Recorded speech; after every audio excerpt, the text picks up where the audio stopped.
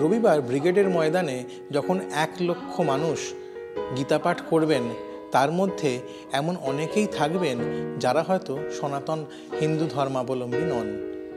তার একটাই কারণ তারা বিশ্বাস করেন এই গীতা কোনো ধর্মগ্রন্থ নয়, এটা হলো ভারতীয় দর্শনের মূল। আর সে কারণেই তারাও সামিল হচ্ছেন এই গীতা পাঠের আসরে।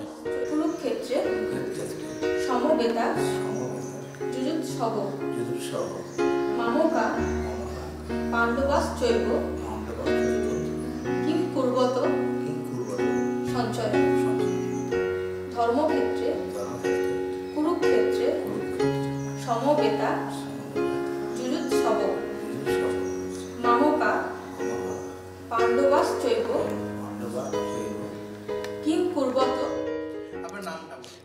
আমার নাম মোহাম্মদ ইমান আলী শেখ।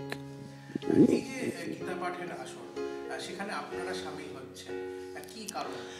আমরা সামিল যে কোনো পাঠে সামিল হওয়া যাবে, যে সামিল হওয়া মানে যে সেই ধর্ম করতে হবে, যে যার ধর্ম সেই সব করবে, কিন্তু কথাটা হচ্ছে আমার কাছে সবাই যাবে, যার ভালো লাগবে সে শুনবে, যার না ভালো লাগবে। কিন্তু আমার কাছে কথা হচ্ছে আমরা কোনো জাতি ধর্ম নির্বিশেষে আমরা সব দিকে আমার খুব ভালো লাগে, আমি সেই হিসেবে সমস্ত জায়গায় চলতে পারি বা আমরা যেতে পারি। কেন? আপনার ধর্ম আমি কেড়ে নেব না, আমার ধর্ম আপনি কেড়ে নেবেন না। সেই হিসেবে আমার কাছে যেক্ষুনি আপনারা ডাকেন বা এ করেন, আমি কিন্তু যে আপনি এই বলছেন বলে যে আমার ধর্ম কেড়ে নিচ্ছেন না, কিন্তু এগুলো আমরা মানুষ জানলো যে আমি একটা মুসলিম ছেলে, আমি একটা ব্রিগেডে যাচ্ছি, কেন যাচ্ছে কী সময়, কিন্তু এটা ভালো লাগে, ওই ভালো লাগার জন্যে আমি ওই ব্রিগেডে আমি সামলাম। হ্যাঁ, এমনি আমরা অনেকেই যে বলে যে হিন্দু মুসলিম, কিন্তু আমরা যদি মনে করি যে ব্রাহ্মণ পড়ছে পুরাণ, আমাদের মাওলানা পড়ছে কোরআন, কিন্তু মালিক এমন লিখেছে, কিন্তু দুটো জিনিস হিসেব করলে মানে যদি তার করতে হয়, বিবেচনা করতে একই। কেন? আমরা তো দেখেছি কোরআনের মানে অনেকটা পুরাণ থেকে আসে, পুরাণ থেকে করা হয়।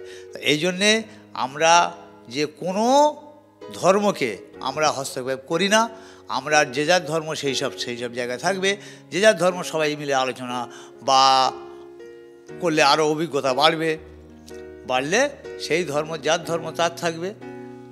ধরো আপনারা যখন হরিনাম হচ্ছে, আমাদের জলসা হচ্ছে, মিলাদ হচ্ছে, কিন্তু একই হয় হিসেবে।